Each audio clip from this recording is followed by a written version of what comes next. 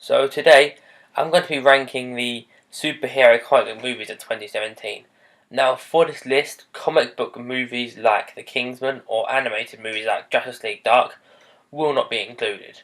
So let's get straight into it. At number 7 we have the Lego Batman movie. Now I actually pretty enjoyed this movie. I thought it was actually decent. It was pretty funny, it was comical.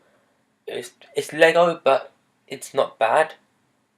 Uh, but in all honesty, it doesn't really have the same effect as the big budget ones can have. So at number 6, we have Justice League. Now, I've just seen Justice League about 2 days ago now, and I thought it was pretty good, and I think that marks a solid year for DC, and I think they're catching up with Marvel to the point where next year their movies should be able to compete with Marvel on the reviews and the score bases. So yeah, I think DC are now on the right track. At number 5, we have Spiderman Homecoming.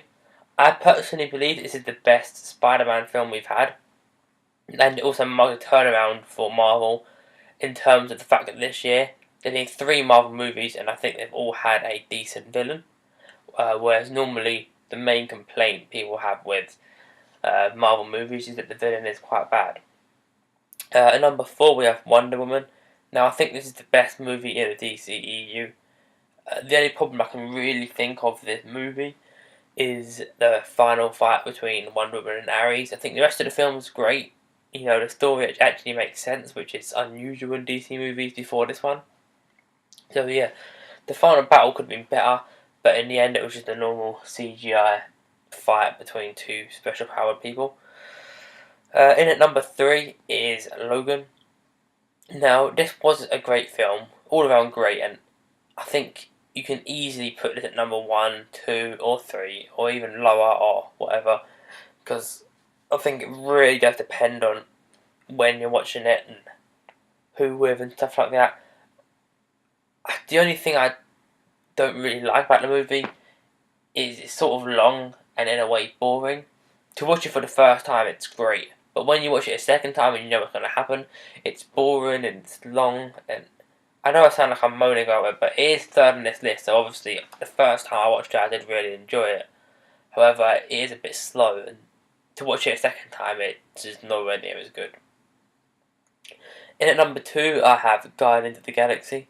Now, even though I preferred the first Guardians to Guardians 2, I still think this second one is an amazing film, and I think it deserves to be high up on this list. I think this year was good for Marvel in terms of the space movies, because we had 2 of them, and I think they were both great. Now, the only problem I can find, really, with Guardians 2, in fact, I don't really know if I can find anything. I think maybe Nebula and Gamora, that sort of storyline is getting a bit annoying now. I think they should have just reconciled after the first film and had her be a Guardian. But, you know, besides that, there isn't much wrong with this film. It's still around pretty good, really. So here is number 1, which is Thor Ragnarok. And this was one of the biggest surprises of the year for me, because Thor 1 and 2 were fairly average films. I mean, they weren't bad, but you know, they didn't set the world on fire, to say. Now, this film is pretty much what I wanted from the first 2 Thor movies. It just needs to be out in space, no humans, no Earth, bunch of aliens, and bit of comedy, bit of action. Now, I know this film was pretty much comedy focused, and I think instead of focusing more on action and storyline and that, I think they did focus a lot on comedy, but the story still makes sense, and it's not as light-hearted as some people say. I've heard people, argue that it's not a great film because there's no stakes and it's not dark, but actually, think about it. If Odin dies, which is Thor's dad, most of Asgard's army is dead.